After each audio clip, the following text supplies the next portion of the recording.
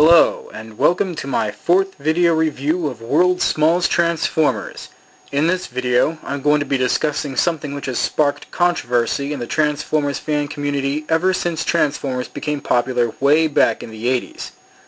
That's right, this episode is about WST knockoffs, specifically knockoff combiners. Now, first off, before I begin, I'd like to say that I won't be reviewing all of the knockoffs, just the ones I feel are worth your money and time. Well then, let's dive right into it. Now this first figure that I'm going to be showing you isn't actually a combiner. He's actually a headmaster. But he is a knockoff who I feel is well worth purchasing. Now I would like to say here that when you talk about WST knockoffs, there are actually two size scales. There's a larger size and a smaller size. The larger sizes come on cards which have a blue backing. The smaller ones come on cards which have a yellow backing. Now typically I like to get my WST knockoffs on the yellow card. I like them when they're smaller, the actual scale of the other official WSTs, but this one I felt warranted being on the blue card. So here is the Autobot Fortress Maximus, and he was the largest Transformer to be made before they finally got around to making Unicron. So anyway, here he is in robot mode, here he is in transport mode, and here he is in base mode. And just like Omega Supreme, he was basically one of the Autobots' big heavy hitters. And here he is. World's Smallest Transformers, Fortress Maximus. Now this guy is really cool. He has several different forms. He has his robot form, and as you can see here on the back, he also has this transport form. It's kind of a rip-off of the white base Trojan horse if you've ever seen Mobile Suit Gundam. And here's his city mode. This is the base that he turns into. Anyhow, this is Fortress Maximus. He has several built-in weapons. He has laser cannons here and here. He has ones hidden underneath these panels on his arms. He has two large laser cannons right here. And right here, he has another large cannon. But he doesn't come with any handheld weapons like the original figure did. Well, I was thinking, what guns could you buy that would fit into his hands but would also resemble the guns that the original figure came with? I found some that I thought would do the job. And here they are. The first one is this. This is a G1 Devastator gun. This comes with the full-sized Devastator figure, and it works perfectly as the long rifle that Fortress Maximus would wield in battle.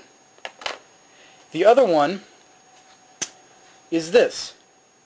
Now Fortress Maximus had a double-barreled gun. It was a shorter gun, and this one is actually a G1 Grimlock gun. And there are very few double-barreled Transformer guns, so this is basically about as close as you're going to get to a match. But it does fit into his hand, and so this works very good as a substitute. Now, this figure, since it's a knockoff, comes with really crappy, crummy stickers. You can see that you got some weird red looking Decepticon logo right here, when really Fortress Maximus is an Autobot. Well, one of the guys who works down at reprolabels.com, I actually persuaded him to make a Fortress Maximus set. So if any of you out there wanted to get a set of stickers for your blue carded Fortress Maximus here, you can tell it's these stickers fit him not only because it's on this blue card, but because he has this hole right here in his chest. The smaller scale one does not have that hole. So these stickers set this set. And this is the sticker set. I actually bugged him and sent him encouraging emails for about a week until he finally got this set finished. And so here it is. And once you put these on your Fortress Maximus, it will look really, really sweet. So anyhow, that is the world's smallest Transformers, Fortress Maximus.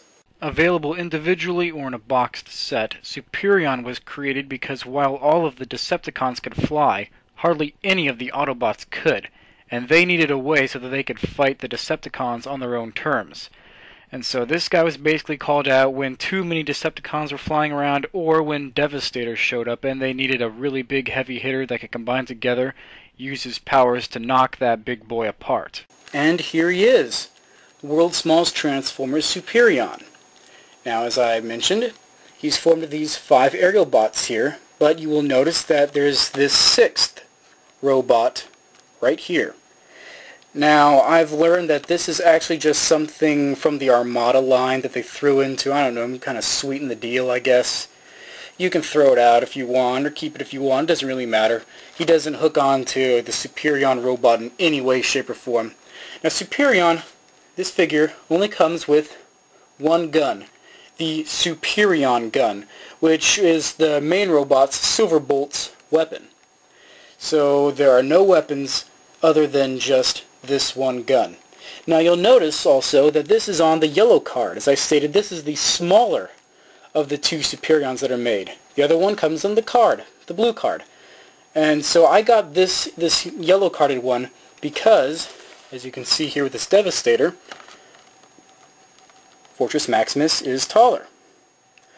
Now I think that Fortress Maximus should be taller because while Superion here is formed of 5 separate robots, Fortress Maximus turns into a freaking city. So he should be the bigger robot. Anyhow, I will also point out that this does come with really crappy stickers. You can see right here, here's some green Decepticon logo, even though Superion is an Autobot. Here's some more Decepticon logos. They're red here. And if you want to fix that, no problem at all. All you have to do is go over to reprolabels.com, and they have this sticker set, which you can use to fix up all of your aerial bots and make Superion look really, really nice. So anyhow, there is Superion. Also available individually or in a boxed set, all 5 of the Protectobots would combine together to form Defensor, who would use his awesome powers to protect those in need. And here he is, the world's smallest Defensor.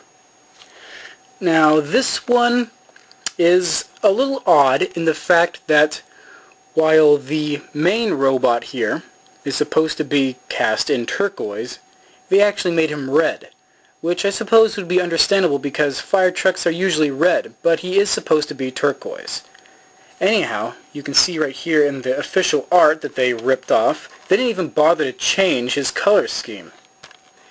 Here he is, in turquoise, and here's the figure, in red. Anyhow, you can see that we got some more really crappy stickers here. Here's a red Decepticon logo, here's some gray Autobot logos, and the stickers, they are really, really crummy. Unfortunately, Repro Labels does not have a set to correct this, and at the time I'm making this video, they don't have any sets that they're going to be making in the future. So hopefully, sometime they will be taking requests, and I'll be able to get a set for this and make it look really, really nice. And there's the review on Defensor. Unfortunately, I've run out of time, and so I will continue the review and tell you about you-know-who in the next segment.